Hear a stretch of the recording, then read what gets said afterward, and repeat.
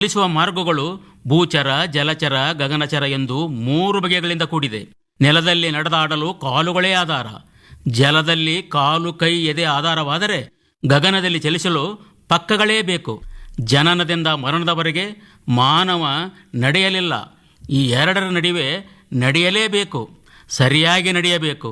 ಸರಿಯಾಗಿ ನಡೆದರೆ ಅವರ ನಡೆ ಸತ್ತ ನಂತರವೂ ಹಲವರ ನಾಲಿಗೆಯಲ್ಲಿ ನಡೆಯುತ್ತದೆ. ಮದರ್ ತೆರೇಸಾ ಸೇವಾ ನಡೆ, ಬಸವೇಶ್ವರರ ಕಾಯಕ ನಡೆ ಇನ್ನೂ ನಡೆಯುತ್ತಲೇ ಇದೆ. ಮಾನವನಿಗೆ ನಡೆ, ನುಡಿ ಎರಡೂ ಮುಖ್ಯವಾಗಿದೆ. ನಡೆ ಕ್ರಿಯಾದೂತಕವಾದರೆ ನುಡಿ ಜ್ಞಾನದೂತಕ. ನಡೆ ನುಡಿ ಒಂದೇ ರಥದ ಚಕ್ರಗಳು. ಬಸವೇಶ್ವರರ ವಾಣಿಯಂತೆ ನುಡಿದರೆ ಮುತ್ತಿನ ಹಾರದಂತಿರಬೇಕು. ನಡೆ ಎಂದರೆ ಕಾಲ್ನಡಿಗೆ. ಕಾಲ್ನಡಿಗೆ ಎಂದರೆ ಬರೇ ನಡೆಯುವುದಲ್ಲ, ಅಲ್ಲಿ ನಡತೆ ಇರಬೇಕು. ಅದು ಬರೇ ನಡತೆಯಾಗದೆ ಆದರ್ಶ ನಡತೆಯಾಗಬೇಕು.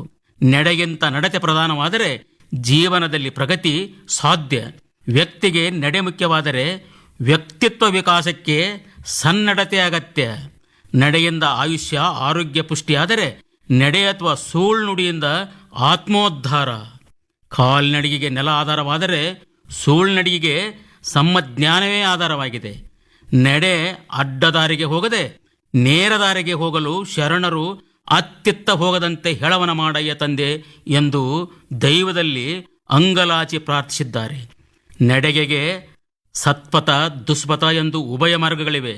ನಡೆ ಸತ್ಪಥದಲ್ಲಿರಲಿ. 6 ನುಡಿವರೋ 6 ನಡೆವರೋ ಅವರೇ ಲೋಕಕ್ಕೆ ಆರಾಧ್ಯ ಸರ್ವಜ್ಞ. ಸರ್ವಜ್ಞರ ವಾಣಿಯಂತೆ ನುಡಿದಂತೆ ನಡೆದವರನ್ನು ಲೋಕವು ಪೂಜ್ಯ ಭಾವನೆಯಿಂದ ಕಾಣುವುದು. ಸಾಮಾಜಿಕ, ಧಾರ್ಮಿಕ, ಶೈಕ್ಷಣಿಕ ಮತ್ತು ರಾಜಕೀಯ ನಡೆಗಳಲ್ಲಿ ಒಪ್ಪು ತಪ್ಪು ಸಹಜ. ತಪ್ಪು ತಿದ್ದಿಕೊಂಡು ನಡೆಯಬೇಕು. ಕವಿ ರಾಘವಾಂಕರು ನಡೆಯುವವನು ಎಡವುವವನಲ್ಲದೆ ಕುಳಿತುವವನು ಎಡವುವವನೇ ಎಂದು ಪ್ರಶ್ನಿಸಿದ್ದಾರೆ. ಸಾಧನೆಗೆ ಸಾಧಕರ ನಡೆ ನಿಂತ ನೀರಾಗದೆ ಹರಿಯುವ ನೀರಾದರೆ ಗುರಿ ತಲುಪಲು ಸಾಧ್ಯ ಎಂದು ಸ್ವಾಮಿ ವಿವೇಕಾನಂದರು ಹೇಳಿದ್ದಾರೆ.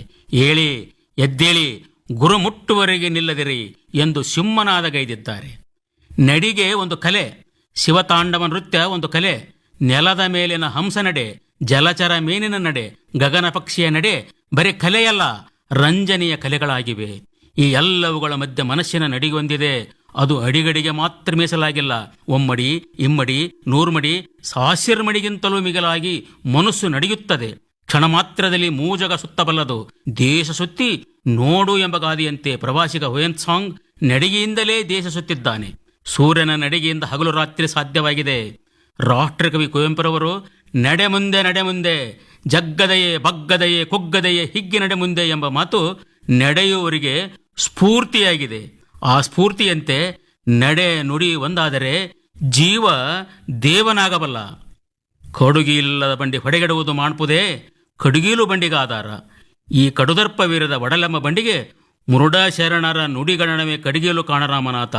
ಜೇಡರ ದಾಸಿಮಯ್ಯನವರ ವಾಣಿಯಂತೆ ನಡೆ ನುಡಿ ಸುಂದರವಾಗಿರಲಿ.